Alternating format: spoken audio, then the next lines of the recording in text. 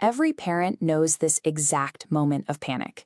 You walk into a room to find your toddler furiously scribbling chaotic, overlapping circles all over a pristine wall.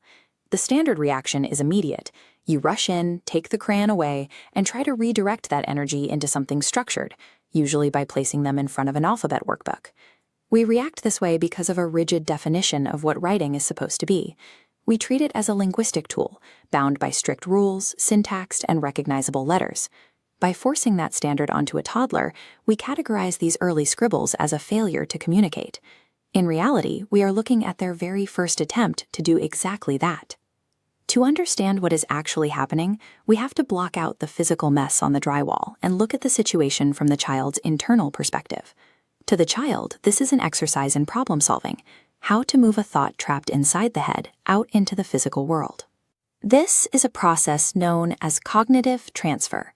It is the physical act of moving an invisible, abstract concept out of the brain and mapping it onto a visible, two-dimensional space.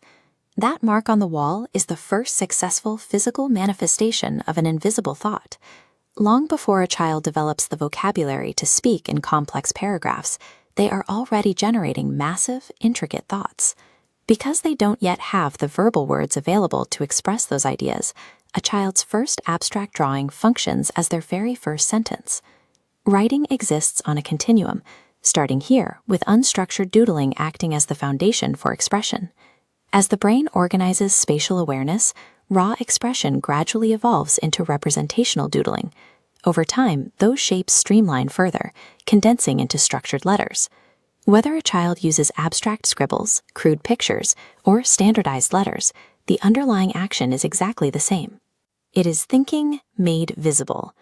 Skipping the doodling phase to force early alphabet tracing bypasses a critical evolutionary step in a child's cognitive development. This natural cognitive process frequently collides with premature adult judgment and the demand for perfection. We hover over kids with red pens. We correct early spelling mistakes and rewrite messy homework to look presentable. Psychologically, this sends a message to a developing mind. It teaches them that mechanics and neatness matter more than the actual expression of their thoughts. This leads to a quiet tragedy. Children rarely stop writing because they lack innate talent. They stop because they develop a paralyzing fear of being judged for their mistakes. When we prioritize the neatness of the page over the clarity of the idea, the child begins to associate the act of expression with the stress of being wrong. They stop writing to avoid the risk. Protecting a child's visible thinking requires a distinct shift. We have to replace the instinct to correct mechanical errors with a genuine curiosity about their creative intent. Instead of pointing out a backwards letter or a misspelled word, you simply ask, "What were you thinking?" Fostering intellect requires the right environment. It means providing blank paper and the freedom to make a mess on that paper without fear of being reprimanded. Lifelong intellectual confidence does not come from achieving perfect spelling at age 5. It comes from the safety of claiming absolute ownership over an idea.